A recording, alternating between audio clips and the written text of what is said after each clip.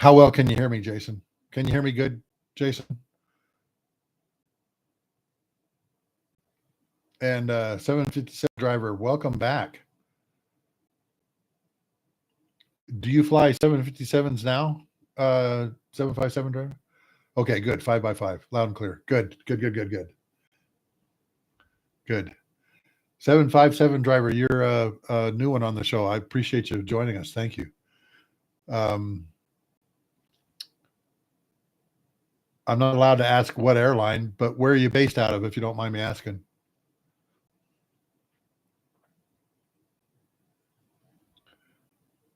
And good. Filter Troll's back too. I'm a lurker. What is it? DTW. Oh, excellent. You know what? I'll tell you something, 757 driver. I will go through Detroit Airport any day of the week to avoid having to go through Chicago O'Hare. And when I was traveling a lot, every time I went through Chicago O'Hare, something weird happened. And I'd always get stuck there like overnight. And fortunately, at that time period, yeah, amen, brother. Fortunately, at that time period, 757 driver, the USO in O'Hare was very nice, and it was being very well run by a group of ladies. And you could stay there through the night, just like kick back on one of the chairs. All right.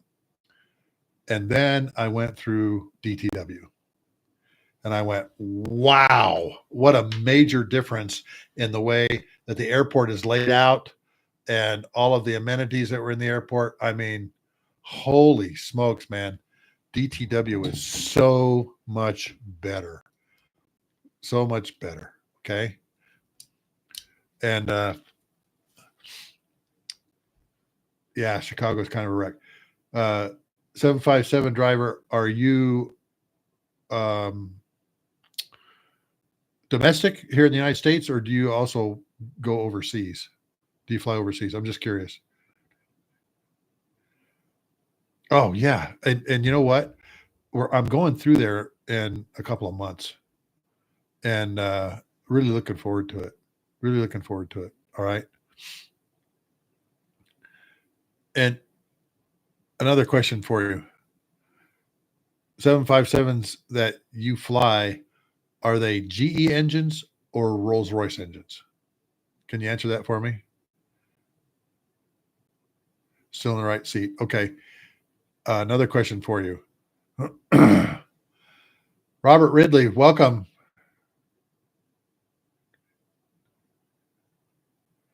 Okay, Robert, you ask a really good question. Okay. Hang on. Let me ask another question of 757 driver. 757 driver, did you go military then into the airlines, or have you just gone to school, got your ATP, and then started flying? Okay, with the airlines. I'm just curious if you have any military time prior to flying 757s.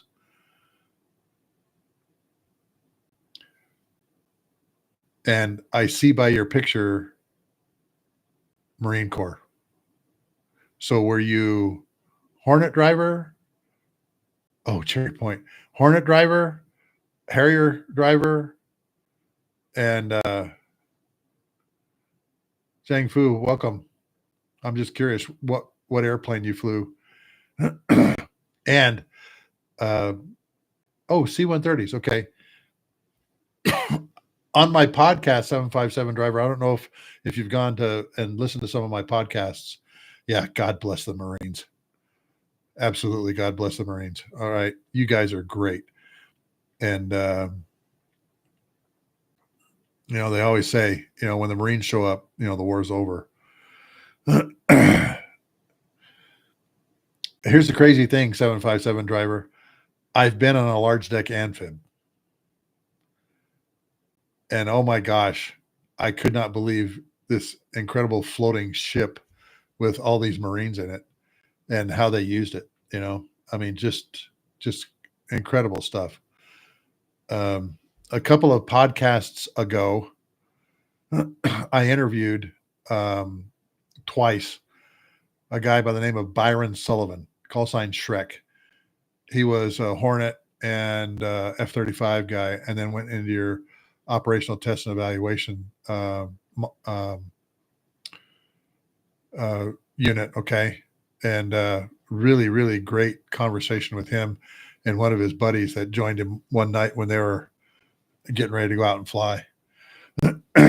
So thanks for joining, and please go subscribe to my YouTube channel and listen to some of my podcasts, my Lessons from the Cockpit podcasts. Okay. And guys, I'm going to put my email in here one more time.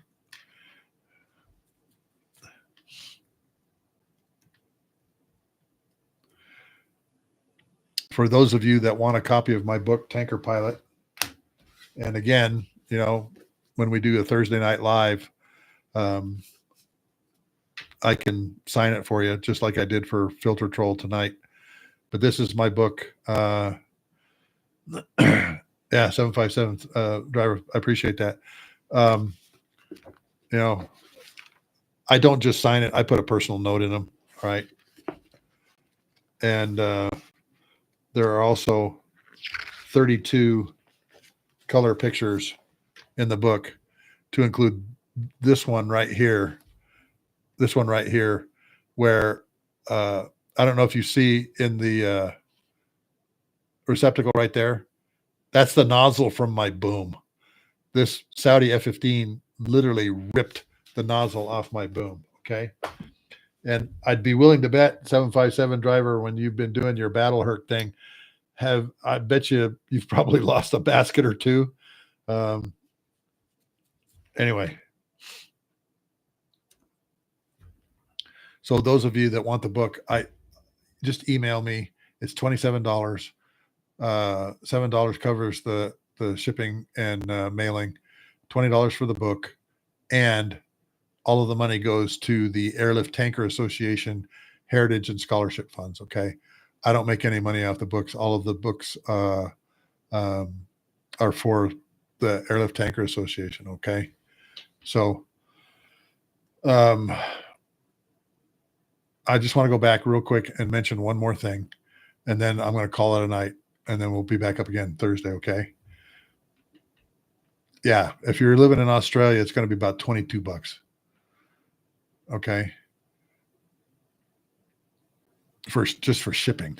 I mean, it's incredible when we go down under. One of you, I can't remember who, said, "Hey, can you talk about this?" And one of the things,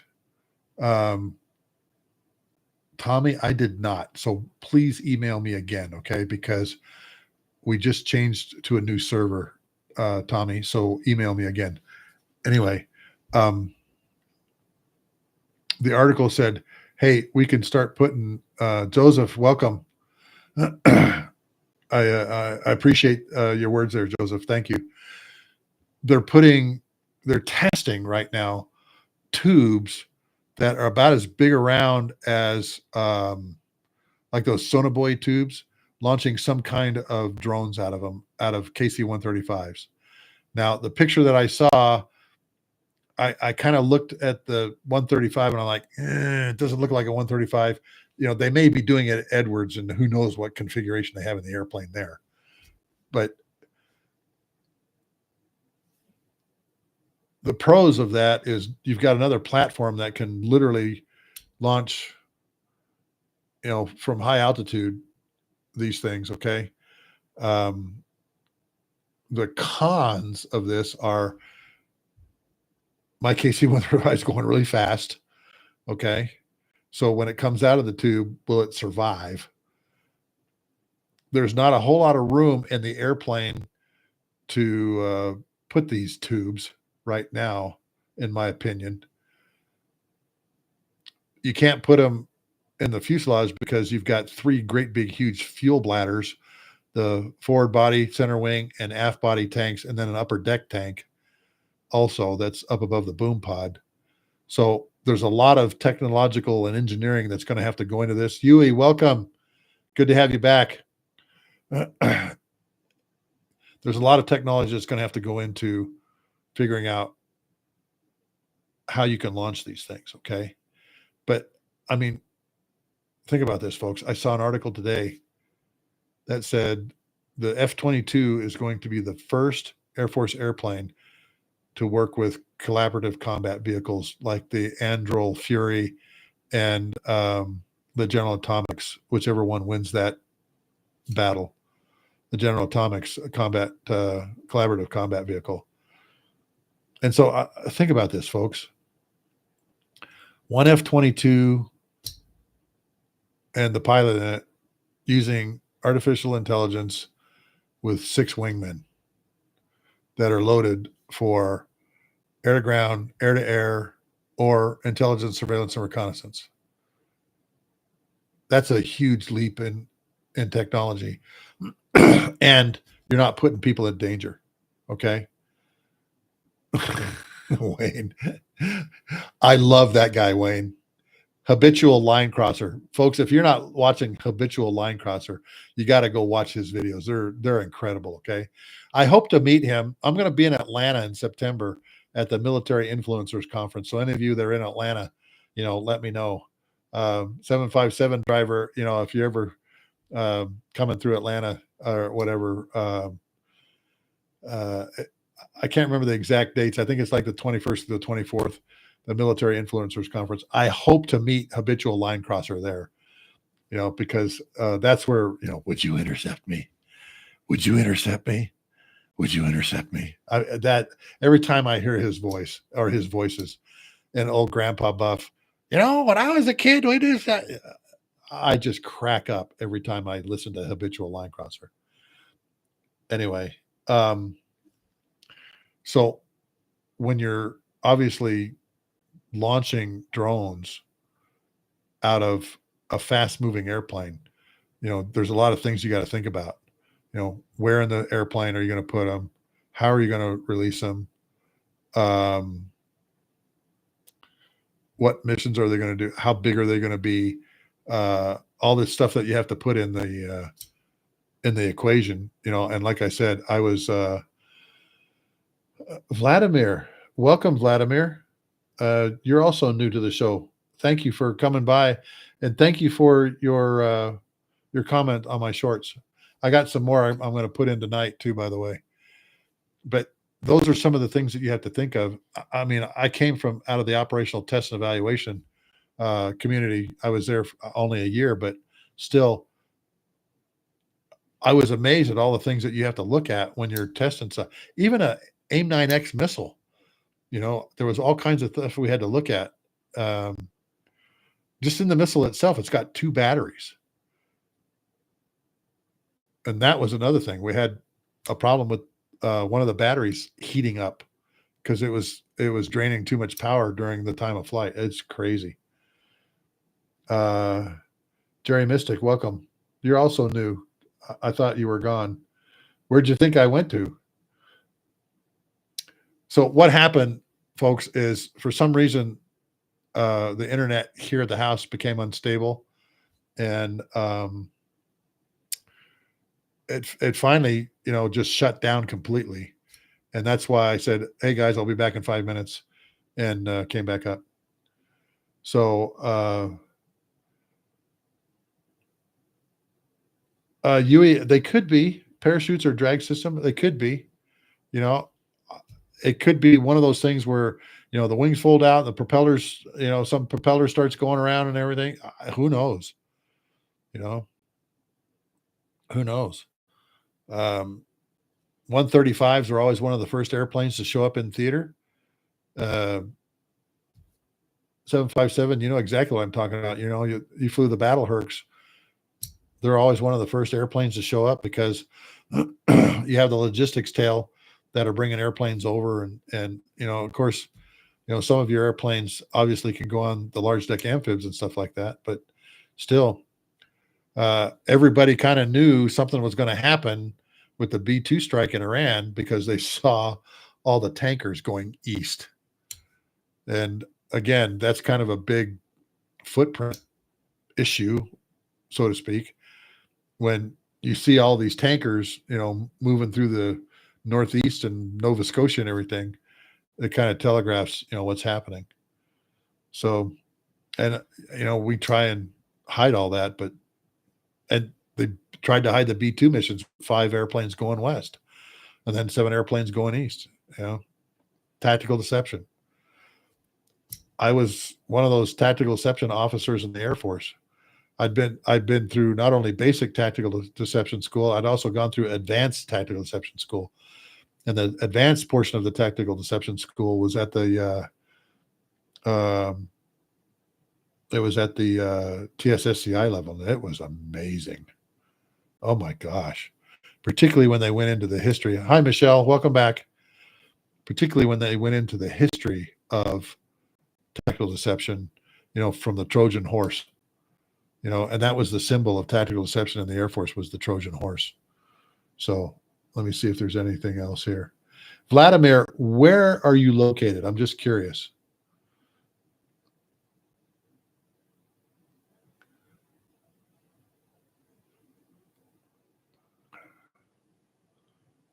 For those of you that are just joining us, earlier tonight when it was unstable, I actually signed Filter Troll's book here in front of everybody.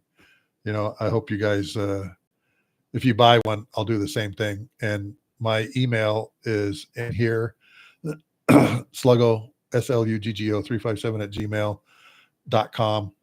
I'll send you either a PayPal link or a Venmo link, $27 for the book. All the proceeds go to the Airlift Tanker Association. Okay. Last thing, I happen to have the stacks of stickers that we made, and those of you that become members of my All Ranks Patreon channel will get one of these. JS Roz, welcome. Thanks. It's dang hot outside right now, and this is the best thing I could put on. All right. I draw these. Okay, folks. I've had 2 friends that have taught me how to do this. I used to build plastic model airplanes, and now I do this. And I don't know if you can see it.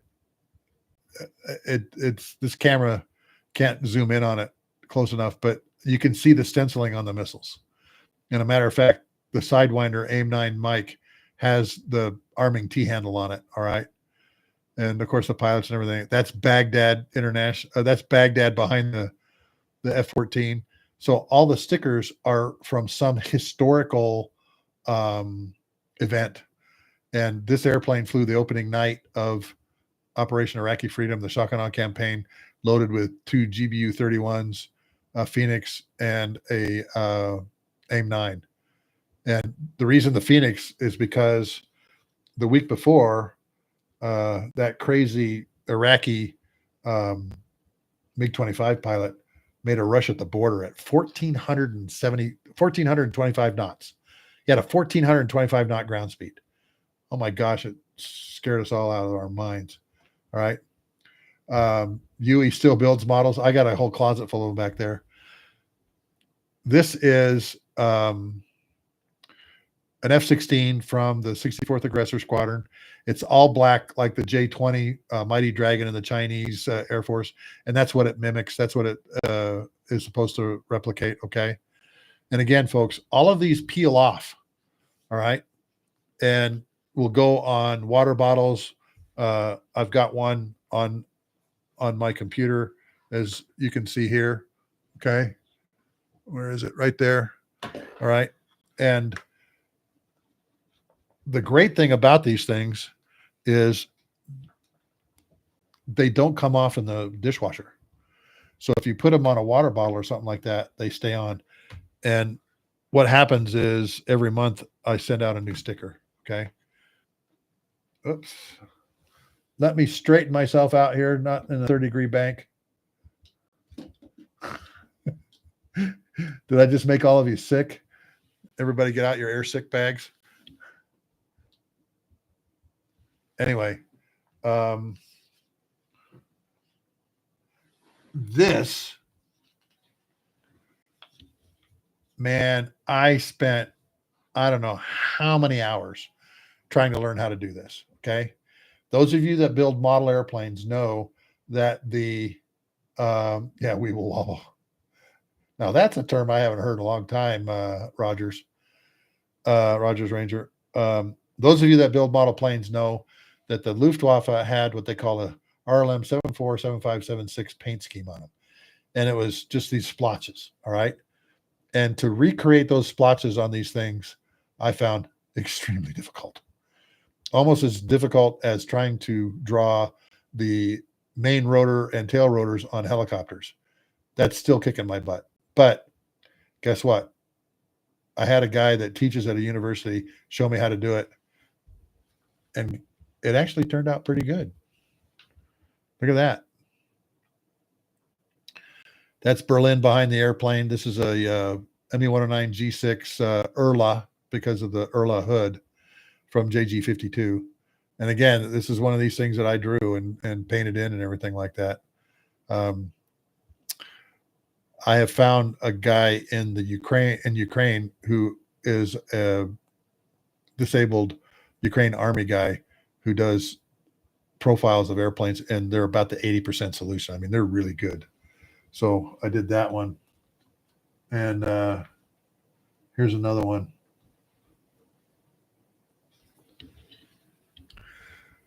This is a F-15E. This is one of the drone and cruise missile killers from April 13th and 14th of last year. It's called Claw and Kitty. You can't see it on here. These are 7 inches, by the way. All of the stickers are 7 inches across with the little white border around them. But they peel off, go on your water bottles. And like I said, if you join the Patreon at the designated driver or the by the bar, I'll send you one of these every month. We're working on 15 more. And I've also got Filter Troll, my Patreon link. Good question. Yui, I'm doing TA-152s. I'm working on it. Okay. Rogers Ranger, please forgive me. I know that had a swastika on it. I didn't mean to offend. I just was recreating the airplane. I say that just because I didn't want to offend, and hopefully you're not. Jeffrey Albertson, welcome to the virtual bar night from the Lessons from the Cockpit show. You know, I answered this earlier tonight. I do not think that the Israelis will get B-2s. There's only 19 of them. And I don't see us ever giving one of those up. Okay. Okay. Thank you. Rogers Ranger. And I don't think they can afford them because they're $2 billion. They cost $2 billion because we didn't make that many of them. Now, B-21 remains to be seen, brother. It does. No, Jeffrey, no problem with the redundant question because it's a good question. You know, will there ever be B-2s stationed in Israel? No. Here's why.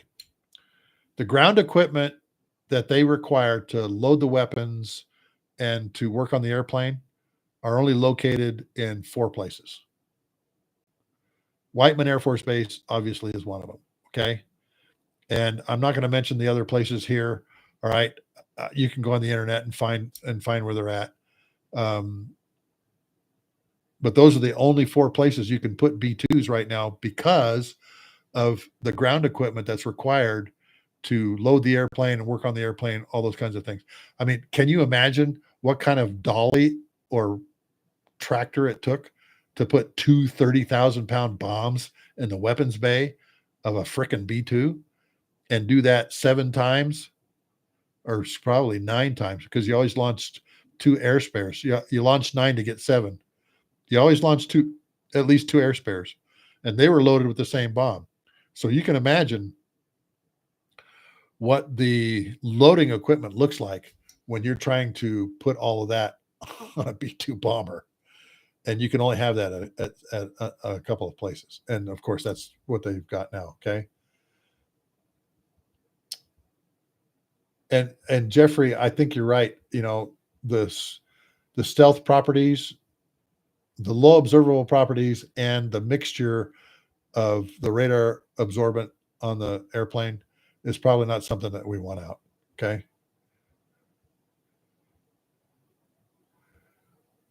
Rogers Ranger, were you a B-52 air crew or ground crew? I'm just curious. I mentioned in the previous one, I had a Israeli F-16 pilot who said, I would love to have B-52s for one reason and one reason only. Not for the nuclear capability, because they just wanted something that they could load up some of these low-cost, high-performance weapons and just park it like off of some country and just, you know, launch the Imperial probe droids. That's what he told me. Oh, I remember, Wayne, B-52s at March Field. I remember going into March Field when they had B-52s, KC-10s on the ramp. Okay. Anyway, so that's my thought on drones and KC-135s. To answer somebody, I'm sorry, I can't remember who, sent me an email saying, hey, will you comment on this article? And it talked about testing drones coming out of KC-135s and other air mobility airplanes. Okay. And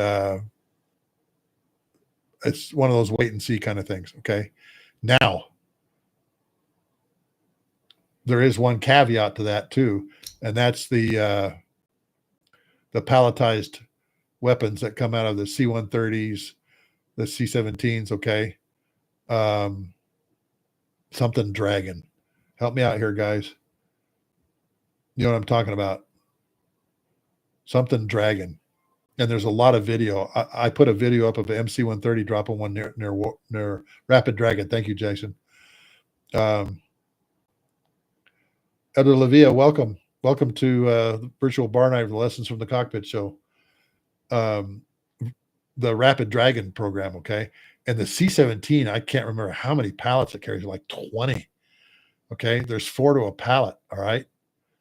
I mean, think about that. 80 potential low observable cruise missiles that you're launching somewhere.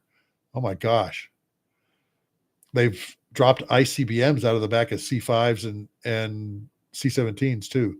So if something's palletized drones, I mean, we're dropping JASM, the joint, excuse me, air to surface standoff missile out of the back of MC-130s, then obviously you could drop pallets of drones in some kind of swarm.